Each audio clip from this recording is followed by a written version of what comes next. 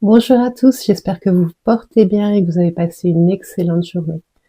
Je vous retrouve pour le tirage du samedi 28 mars 2025 et nous allons utiliser le tarot de la bienveillance et les cartes de guérison énergétique. Et peut-être un peu de pendule, on verra. Voilà, donc je vous dis à tout de suite. Me revoilà pour le tirage. Alors, nous avons eu deux arcanes majeures avec le tarot de la bienveillance. Et nous avons eu la carte la corde avec les cartes de guérison énergétique. Donc nous avons eu le monde,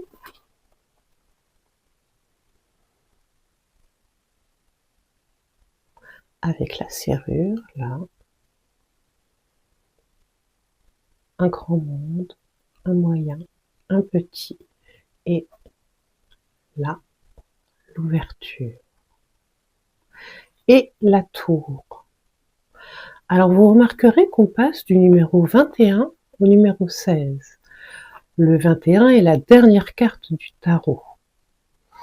Normalement, elle nous parle d'accomplissement total, de fin de cycle, de quelque chose qui est achevé. Généralement, c'est quelque chose qui est achevé dans la réussite. Mais là, on a la tour qui vient juste, enfin elles ont sauté en même temps. On a la tour qui vient nous parler de choses inattendues. Normalement, il y a la foudre qui tombe dessus. Mais là, on n'a pas la foudre. On a un côté très brut et un côté très élaboré. Alors moi, j'ai l'impression que demain, vous allez vous rendre compte qu'il y a quelque chose qui bloque pour l'accomplissement d'un objectif, d'une situation.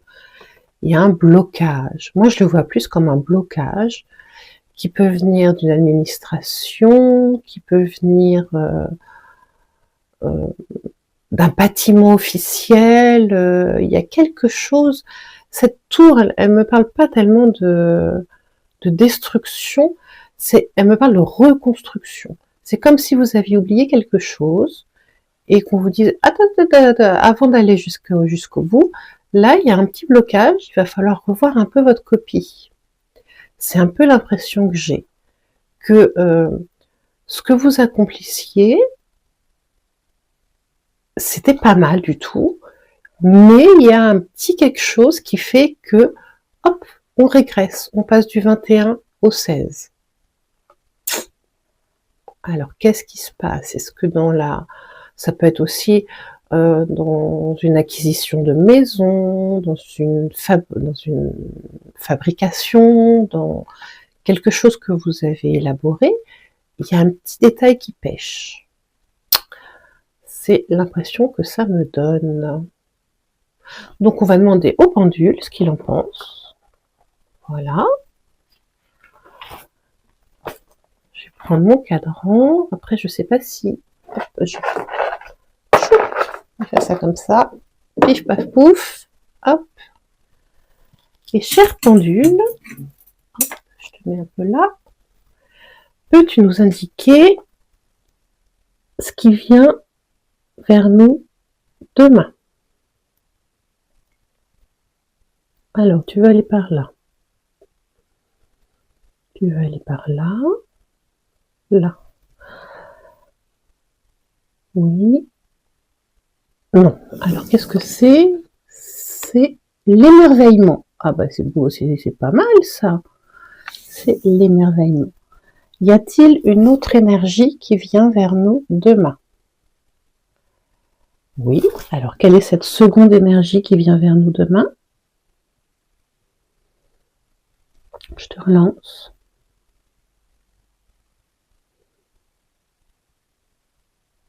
Là, tu veux aller par là. Ok. Et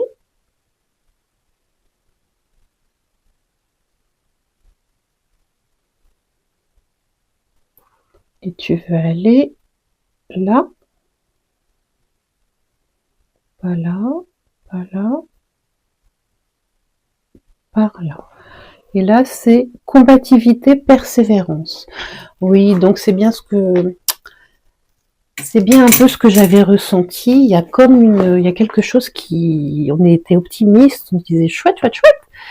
Et puis il y a un petit report, il y a une petite complication inattendue qui vient. Bon, rien d'extraordinaire a priori. On va quand même demander. Hop. Alors. La surprise qui vient demain va-t-elle empêcher le projet de se concrétiser? Un peu plus fort, s'il te plaît. Je me recale, excusez-moi, parce que je suis pas bien calée du tout avec le téléphone.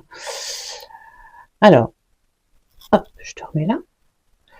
Est-ce que ce qui vient demain va empêcher la réalisation de notre projet? Donc on a un non. Alors, notre projet va-t-il être retardé? On a un oui, franc et massif. Notre projet doit-il être revisité? Oui. Bon. Pouvons-nous compter ce report en jours? Oui. Bon, bah c'est plutôt une bonne nouvelle. Pouvons-nous compter ce report en mois? Alors ça dépend. Il ne veut pas répondre. Donc pour certains, ça sera en jours. Je pense que ça sera en jours. Voilà. Peut-être que ça sera en un mois maximum. Mais voilà. Il y a quelque chose qui bloque un peu. Et je pense qu'il va falloir de la patience. D'autant que, avec les cartes de guérison, nous avons eu la corde. Ne vous laissez pas étouffer, prenez votre juste place. Donc la corde, c'est un peu un étranglement. Donc c'est quelque chose, c'était une très grosse mise à mort, hein.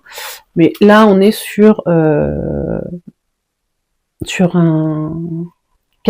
si on avait quelque chose en travers de la gorge, je le sens, parce que moi c'est cette main qui me parle. C'est oh purée de poids. Donc il y a quelque chose qui vous prend à la gorge, qui vous surprend,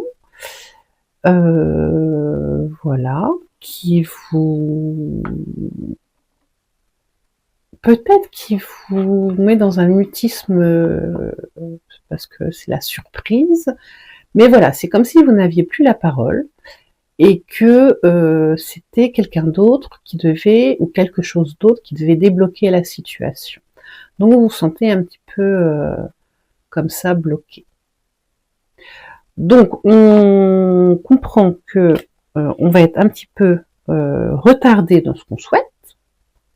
Après c'est l'énergie d'une journée, hein, donc voilà. Ça peut durer quelques jours et ça peut, selon certaines personnes, donc soit attaquer la gorge, soit attaquer le cœur, moi je pense. Donc ne vous laissez pas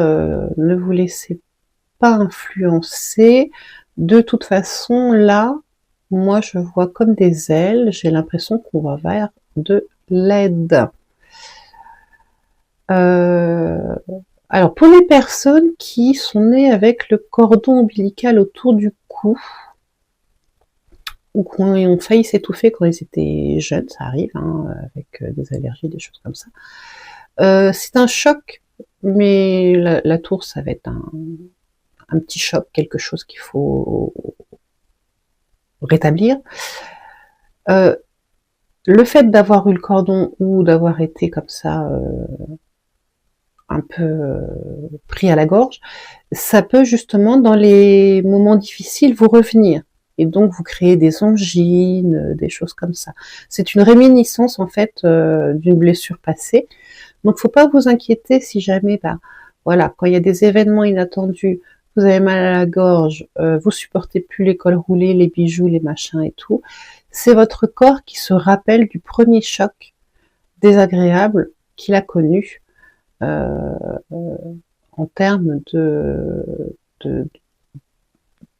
d'être en inaction, en incapacité d'agir.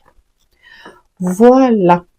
On va se prendre une petite carte conseil de l'estime de soi, parce qu'on en a bien besoin et que on le vaut bien. Hop.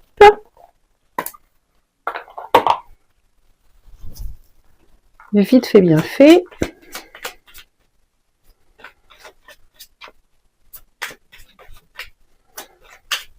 Parce que je suis un petit peu gourmande.